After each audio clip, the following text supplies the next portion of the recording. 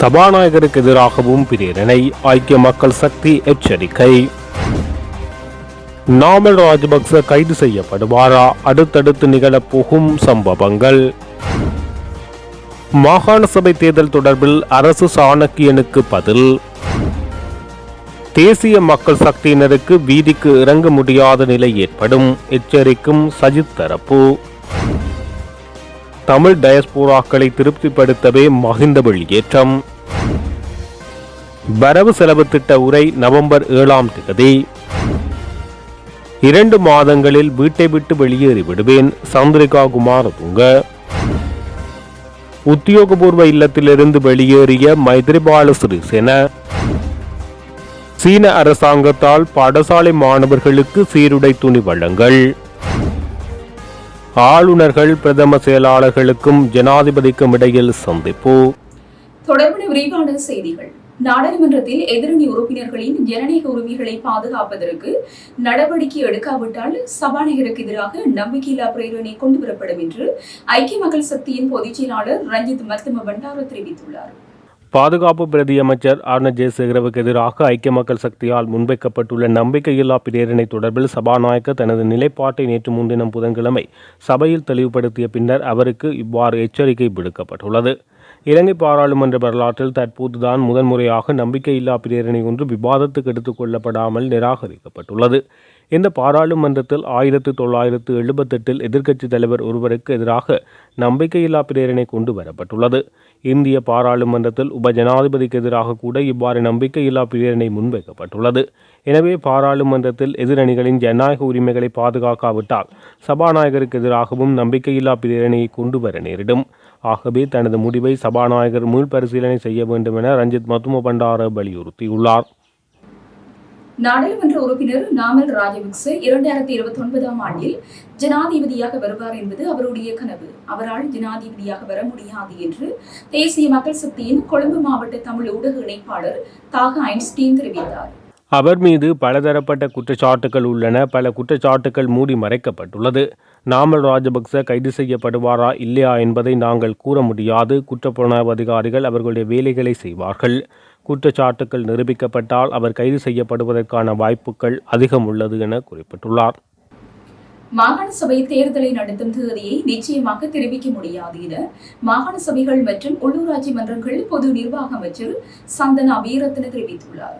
பாராளுமன்றத்தில் நேற்று நடைபெற்ற அமர்வில் பாராளுமன்ற உறுப்பினர் சாணக்கியன் மாகாண சபை தேர்தலை எப்போது நடத்த தீர்மானித்துள்ளீர்கள் என மாகாண சபை மற்றும் உள்ளூராட்சி மன்றங்கள் பொது நிர்வாக அமைச்சரிடம் கேள்வி எழுப்பினார். இதன்போது சாணக்கியனுக்கு பதிலளித்த அமைச்சர் சந்தனா வீரத்ன, மாகாண சபை தேர்தலை நடாத்துவதற்குரிய நடவடிக்கைகளை மேற்கொள்வோம். இருப்பினும் தேர்தல்களை நடாத்தும் திகதியை நிச்சயமாக குறிப்பிட முடியாது. மக்கள் பிரதிநிதிகள் இல்லாமல் மாகாண சபைகளை தொடர்ந்து நிர்வகிக்கும் நிலைப்பாட்டில் அரசாங்கம் இல்லை. பழைய தேர்தலிலும் தேர்தலை நடத்த முடியாது. புதிய தேர்தல் முறையிலும் தேர்தலை நடத்துவதில் சிக்கல் காணப்படுகிறது என்பதை அனைவரும் அறிவோம்.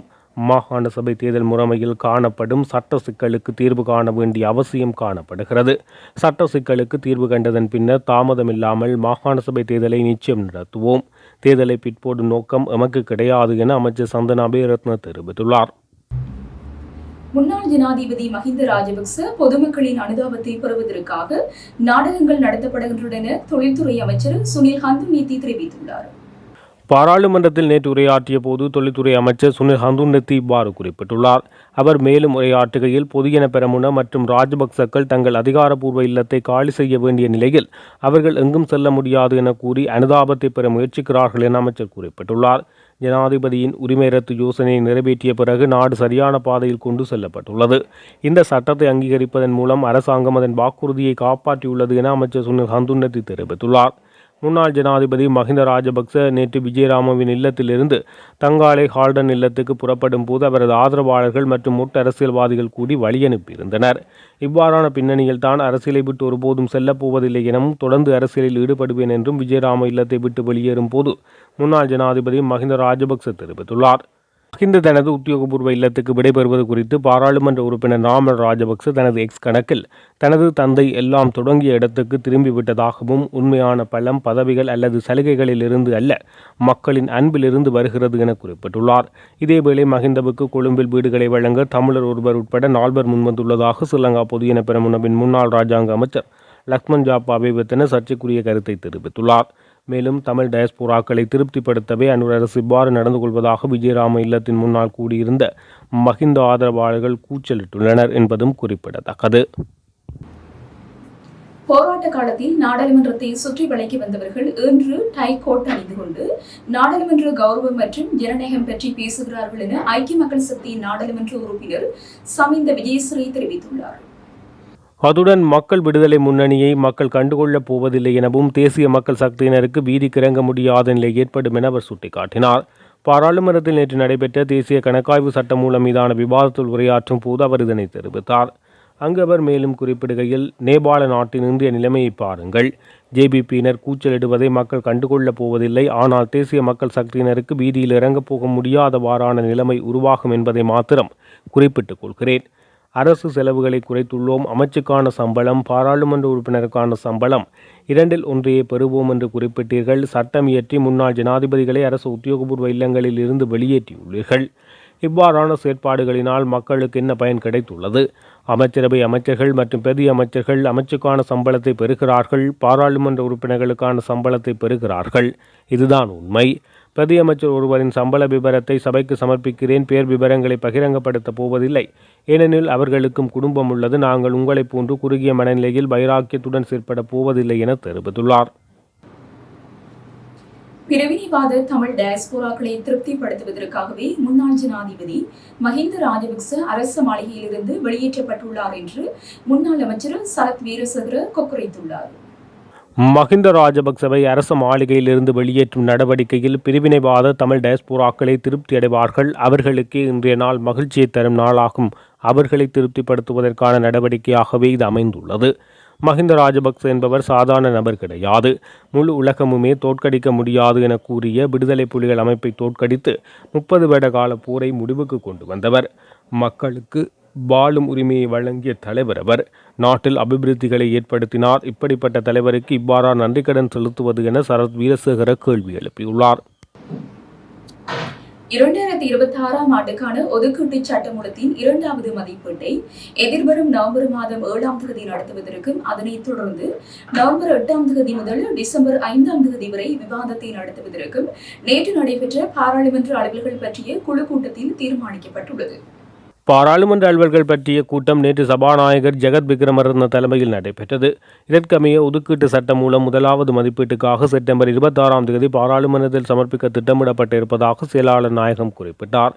நிதி அமைச்சர் என்ற ரீதியில் ஜனாதிபதியினால் 2025 நவம்பர் 7ஆம் தேதி ஒதுக்கீட்டு சட்டம் மூலம் 2வது மதிப்பீட்டுக்காக பாராளுமன்றத்தில் முன்வைக்கப்படும். இதனைத் தொடர்ந்து நவம்பர் 8ஆம் தேதி முதல் நவம்பர் 14ஆம் தேதி வரை 6 நாட்கள் 2வது மதிப்பீடு விவாதத்தை நடத்துவதற்கு தீர்மானிக்கப்பட்டுள்ளது. இதற்கமைய நவம்பர் 14ஆம் தேதி பிற்பகல் 6 மணிக்கு 2வது மதிப்பீட்டுக்கான வாக்கெடுப்பு நடத்தப்படும். இதன் பின்னர் நவம்பர் 15ஆம் தேதி முதல் டிசம்பர் 5ஆம் தேதி வரை 17 நாட்கள் குழுநிலை விவாதத்தை நடத்துவதற்கும் டிசம்பர் 5ஆம் தேதி பிற்பகல் 6 மணிக்கு 3வது மதிப்பீட்டுக்கான வாக்கெடுப்பை நடாத்துவதற்கும் இணக்கம் காணப்பட்டது.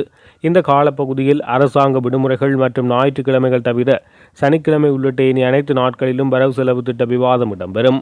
குழுநிலை விவாதம் நடைபெறும் காலப்பகுதியில் திங்கட்கிழமைகளில் முற்பகல் 9:30 மணிக்கும் ஏனைய நாட்களில் முற்பகல் 9 மணிக்கும் பாராளுமன்றத்தை கூட்டுவதற்கு தீர்மானிக்கப்பட்டுள்ளது. இதற்கமைய இந்த காலப்பகுதியில் நிலையியற் கட்டளை 22இல் குறிப்பிடப்பட்டுள்ள 1 முதல் 6 வரையான பாராளுமன்ற அலுவல்களுக்கு மேலதிகமான வாய்மூல விடைக்கான 5 கேள்விகள் மற்றும் நிலையியல் கட்டளை 27(2)இன் கீழான கேள்வி ஒன்றுக்காகவும் நேரத்தை ஒதுக்குவதற்கு தீர்மானிக்கப்பட்டுள்ளது. இந்த காலப்பகுதியில் பிற்பகல் 6 மணி வரையும் வரவு செலவு திட்ட விவாதத்தை நடாத்துவதற்கு வாக்கெடுப்பு நடாத்தப்படும் தினங்கள் தவிர்த்த ஏனைய தினங்களில் பிற்பகல் 6 மணி முதல் 6:30 மணி வரையான காலப்பகுதியை ஆளும் கட்சி மற்றும் எதிர்க்கட்சிகளுக்கு 50-50 என்ற அடிப்படையில் சபை ஒத்திவைப்பு நேரத்தின் போதான பிரேரணைகளுக்காக ஒதுக்குவதற்கும் தீர்மானிக்கப்பட்டிருப்பதாக பாராளுமன்ற செயலாளர் நாயகம் தெரிவித்துள்ளார். 2 மாதங்களுக்குள் தனது அதிகாரப்பூர்வ இல்லத்தை விட்டு வெளியேற உள்ளதாக முன்னாள் ஜனாதிபதி சந்திரிகா பண்டாரநாயக்க குமாரதுங்க தெரிவித்துள்ளார். கொழும்பில் தான் குடியிருக்க தற்போது புதுப்பிக்கப்பட்டு வரும் ஒரு வீட்டை அடையாளம் கண்டுள்ளதாக அவர் தெரிவித்துள்ளார். விதிமுறைகளின்படி அரசாங்க வீட்டில் வசிக்கும் எவரும் அந்த இடத்தை விட்டு வெளியேறுவதற்கு முன் 3 மாத அறிவிப்பு வழங்கப்பட வேண்டுமெனவும் அவர் தெரிவித்துள்ளார். இது தொடர்பாக தனக்கு இன்னும் அறிவிக்கப்படவில்லை என்றும் அவர் தெரிவித்துள்ளார். இருப்பினும் அரசாங்க வீட்டை விட்டு வெளியேற 2 மாதங்களுக்கு மேல் ஆகாது என அவர் தெரிவித்துள்ளார். சீரமைப்பு பணிகள் திட்டமிட்ட நேரத்துக்கு முன்பே முடிந்தால் அதற்கு குறைவான காலப்பகுதியில் அரசாங்க வீட்டிலிருந்து வெளியேற உள்ளதாக அவர் குறிப்பிட்டுள்ளார். 3 வாரங்களுக்கு முன்பு செய்து கொண்டு இடுப்பு மாற்று அறுவை சிகிச்சையில் இருந்து தான் குணமடைந்து வருவதாக கூறிய அவர் மேல் மாடியில் கூட கீழே நகர முடியவில்லை என தெரிவித்துள்ளார். சில புதுப்பித்தல் பணிகள் செய்ய வேண்டிய ஒரு சிறிய வீட்டை கண்டுபிடித்தேன். என் மகன் 1 வாரம் வந்து எனக்கு உதவுவதாக தெரிவித்துள்ளார். இதற்கிடையில் 3 வாரங்களுக்கு முன்பு நான் விழுந்த என் இடுப்பு எலும்பு முறிந்தது. எனக்கு இடுப்பு அறுவை சிகிச்சை செய்யப்பட்டுள்ளது. இது ஒரு பெரிய அறுவை சிகிச்சை. எனக்கு ஒரு நாளைக்கு 2 அல்லது 3 முறை பிசியோதெரப்பி செய்ய வேண்டியுள்ளது. எனவே அந்த புதிய வீட்டில் தற்போது என்னால் நகரவோ அல்லது எந்த வேலையும் செய்யவோ முடியாது என அவர் தெரிவித்துள்ளார். புதிய சட்டம் இயற்றப்படும் வரை அரசாங்கத்தால் நிர்ணயிக்கப்பட்ட வாடகையை செலுத்தி தனது வாழ்நாள் முழுவதும் தற்போதைய இடத்தில் வாழ அனுமதி கேட்டு ஜனாதிபதி அனுரகுமார திசாநாயக்கவுக்கு கடிதம் எழுதியதாக தெரிவித்துள்ளார். எனினும் அது மறுக்கப்பட்டதாக அவர் தெரிவித்துள்ளார். ஓய்வு பெற்ற பிறகு தனது அதிகாரப்பூர்வ இல்லமாக ஒதுக்கப்பட்ட பிறகு அதை புதுப்பித்தல், பழுதுபார்த்தல் மற்றும் புதுப்பித்தல் ஆகியவற்றுக்காக ஏற்கனவே 14 மில்லியன் ரூபாய் செலுத்திவிட்டதாக தெரிவித்துள்ளார். நான் இங்கு வந்தபோது இங்கே ஒரு புல் கூட இருந்திருக்கவில்லை. அது வெறும் சல்லை கற்கள் மட்டுமே. நான் நிலத்தோட்ட பணிகளை செய்து முடித்தேன். அந்த நேரத்தில் மஹிந்த ராஜபக்ச அரசாங்கம் அதற்கு பணம் கொடுக்க மறுத்துவிட்டது என சந்திரிகா தெரிவித்துள்ளார். ஜனாதிபதியுடனான எனது கடித பரிமாற்றத்தில் ஓய்வு பெற்ற 5 ஜனாதிபதிகளில் தற்போதைய அரசாங்கத்தால் விசாரிக்கப்படாத ஒரே ஒரு நபர் நான் தான் என அவர் குறிப்பிட்டதாக தெரிவித்துள்ளார். நான் எந்த தவறும் செய்யவில்லை எனவும் அவர் இதன்போது தெரிவித்துள்ளார். முன்னாள் ஜனாதிபதி மைத்ரிபால சிறிசேனவும் தான் வசித்து வந்த உத்தியோகபூர்வ இல்லத்திலிருந்து அமைதியாக வெளியேறியுள்ளார். 2025ஆம் ஆண்டு 18ஆம் இலக்க ஜனாதிபதி உரிமைகள் ரத்து செய்தல் சட்டம் இயற்றப்பட்டதைத் தொடர்ந்து முன்னாள் ஜனாதிபதி மைத்ரிபால சிறிசேன கொழும்பு ஹெக்டர் கொப்பகடுபே மாவட்டத்தில் உள்ள தனது அதிகாரப்பூர்வ இல்லத்திலிருந்து வெளியேறியுள்ளார். முன்னாள் ஜனாதிபதிகள், அவர்களது விதவைகள் மற்றும் ஓய்வு பெற்ற பாராளுமன்ற உறுப்பினர்களுக்கு முன்னர் வழங்கப்பட்ட பல்வேறு சலுகைகள் ரத்து செய்து ஜனாதிபதி உரிமைகள் மசோதாவை பாராளுமன்றம் நிறைவேற்றிய ஒரு நாளுக்கு பிறகு மைத்திரி இவ்வாறு வெளியேறியுள்ளார். மைத்ரிபால சிறிசேன பெரும்பாலும் வோலஸ்கந்தி பிரதேசத்தில் உள்ள வீடொன்றில் தொடர்ந்து வசிப்பதற்கு தீர்மானித்திருப்பதாக தகவல்கள் வெளியாகியுள்ளன. 2026ஆம் ஆண்டுக்கான அரசு மற்றும் அரசு அனுசரணை பெற்ற பாடசாலைகளைச் சேர்ந்து 44,18,404 மாணவர்களுக்கு பாடசாலை சீருடை துணிகளை மானியமாக வழங்க சீன அரசாங்கம் ஒப்புக்கொண்டுள்ளது. அதன்படி கல்வி மற்றும் உயர்கல்வி பிரதி அமைச்சர் மதுர செனவிரத்ன மற்றும் சீன தூதுவர் ஹீசன் கொங் ஆகியோரின் தலைமையில் சீருடைகளை வழங்குவதற்கான ஒப்பந்த சான்றிதழ்களை வழங்கும் உத்தியோகபூர்வ விழா நேற்று பத்திரமுள்ள பெலபத்தையில் உள்ள கல்வி அமைச்சில் நடைபெற்றது. இந்த ஒப்பந்தம் தொடர்பான சான்றிதழ்கள் கல்வி அமைச்சின் செயலாளர் நாளக கழுவிவ மற்றும் சீன தூதுவர் ஹீசன் கொங் ஆகியோரிடையே பரிமாறிக்கொள்ளப்பட்டன. இந்த நிகழ்வில் உரையாற்றிய கல்வி மற்றும் உயர்கல்வி பிரதி அமைச்சர் மதுர செனவிரத்ன 2025ஆம் ஆண்டுக்காக சீனா இலங்கைக்கு ரூபாய் 517 பில்லியன் மதிப்பிலான 11.82 மில்லியன் மீட்டர் சீருடை துணியை நன்கொடையாக வழங்கி 4.6 மில்லியனுக்கும் மேற்பட்ட மாணவர்களுக்கு பயனளித்துள்ளது. 2026ஆம் ஆண்டு இதேபோன்ற பங்களிப்பை வழங்கும் சீனாவின் உறுதி இரு நாடுகளுக்கும் நட்பை மேலும் வலுப்படுத்தும் என தெரிவித்துள்ளார். அபிவிருத்தி திட்டங்களை செயல்படுத்துவதில் மத்திய அரசு மற்றும் உள்ளூராட்சி நிறுவனங்கள் சிறந்த ஒருங்கிணைப்புடன் இணைந்து செயல்பட வேண்டும் என்று ஜனாதிபதி அனுரகுமார திசாநாயக்க வலியுறுத்தினார். அரசியல் அதிகாரம் தமது அதிகாரத்தை தக்க வைத்துக் கொள்வதற்காக உள்ளூராட்சி நிறுவனங்களை பயன்படுத்தும் கலாச்சாரம் தற்போதைய அரசாங்கத்தின் கீழ் முடிவுக்கு வந்துள்ளது என ஜனாதிபதி வலியுறுத்தினார். நாட்டை அபிவிருத்தி செய்வதற்கான தேசிய திட்டத்தை நோக்கி செல்வதற்கு பதிலாக மத்திய அரசு மற்றும் உள்ளூராட்சி நிறுவனங்கள் இணைந்து செயல்பட வேண்டியதன் அவசியத்தை சுட்டிக்காட்டினார். அபிவிருத்தி திட்டங்களை செயல்படுத்துவதில் மத்திய அரசுக்கும் உள்ளூராட்சி நிறுவனங்களுக்கும் இடையில் ஏற்பட்டுள்ள பிரச்சினைகள் குறித்து ஆராய்வதற்கும் 2025ஆம் ஆண்டில் உள்ளூராட்சி நிறுவனங்களுக்கு ஒதுக்கப்பட்ட வரவு செலவு திட்ட ஒதுக்கீட்டின் அடிப்படையில் செயல்படுத்தப்பட்ட திட்டங்களை மீளாய்வு செய்வதற்காக நேற்றைய தினம் வியாழக்கிழமை பிற்பகல் ஜனாதிபதி செயலகத்தில் இடம்பெற்ற 2026ஆம் ஆண்டுக்கான வரவு செலவு திட்ட பூர்வாங்க கலந்துரையாடலில் கலந்து கொண்ட போது ஜனாதிபதி அனுரகுமார திசாநாயக்க இந்த அறிவுறுத்தல்களை வழங்கியுள்ளார். கல்வி, சுகாதாரம் மற்றும் நெடுஞ்சாலைகள் போன்ற துறைகளுடன் தொடர்புடைய அபிவிருத்தி திட்டங்கள் செயல்படுத்துவதில் மத்திய அரசுக்கும் உள்ளூராட்சி நிறுவனங்களுக்கும் இடையில் ஏற்பட்டுள்ள சிக்கலான சூழ்நிலை குறித்து விசேட கவனம் செலுத்தப்பட்டதுடன் தொடர்பான தீர்வுகள் மற்றும் முன்மொழிவுகள் இங்கு ஆராயப்பட்டன. வெளிநாட்டு கடன்கள் மற்றும் உதவிகளின் கீழ் நாட்டுக்கு கிடைக்கும் திட்டங்களை செயல்படுத்துவதில் விசேட திட்ட அலுவலகங்களை நிறுவி அதற்காக பாரிய நிர்வாக செலவுகளை ஏற்படுத்துவதற்கு பதிலாக தற்போதுள்ள நிர்வாக கட்டமைப்புக்குள் செயல்பட்டு குறிப்பிட்ட காலப்பகுதிக்குள் நிறைவு செய்து மக்களுக்கு அதன் நன்மைகளை வழங்குவதற்கு நடவடிக்கை எடுக்குமாறு மாகாண ஆளுநர்கள் மற்றும் பிரதம செயலாளர்களுக்கு ஜனாதிபதி அறிவுறுத்தியுள்ளார். பாடசாலை கட்டமைப்பை நெறிப்படுத்துவதற்கான திட்டங்கள் குறித்தும் இதன்போது கவனம் செலுத்தப்பட்டது. வலய மட்டத்தில் ஒவ்வொரு பாடசாலைக்கும் சென்று அவற்றை நெருக்கமாக ஆராய்ந்து அனைத்து மாணவர்களுக்கும் தரமான கல்வியை வழங்குவதற்கான சிறந்த தீர்வை முன்வைக்குமாறு ஜனாதிபதி அன்ருகுமார திசாநாயக்க அதிகாரிகளுக்கு மேலும் வலியுறுத்தியுள்ளார். மாகாண ஆளுநர்கள், ஜனாதிபதியின் செயலாளர் கலாநிதி நந்திக சனத்குமார் நாயக்க, மத்திய வங்கியின் ஆளுநர் கலாநிதி நந்தலால் வீரசிங்க, நிதியமைச்சின் செயலாளர் கலாநிதி கர்சன சூரியபெரும, பொது நிர்வாக அமைச்சின் செயலாளர் எஸ் ஆளுக பண்டார, சுகாதாரம் மற்றும் வெகுஜன ஊடக அமைச்சின் செயலாளர் வைத்திய நிபுணர் அனில் ஜாசிங்க, ஜனாதிபதியின் சிரேஷ்ட மேலதிக செயலாளர்கள் அசல் அபுன்சு, கபில ஜனக பண்டார, அமைச்சுக்களின் செயலாளர்கள், மாகாண செயலாளர்கள் மற்றும் நிதி அமைச்சின் சிரேஷ்ட அதிகாரிகள் உள்ளிட்ட அரசு அதிகாரிகள் இந்த கலந்துரையாடலில் பங்கெடுத்தனர்.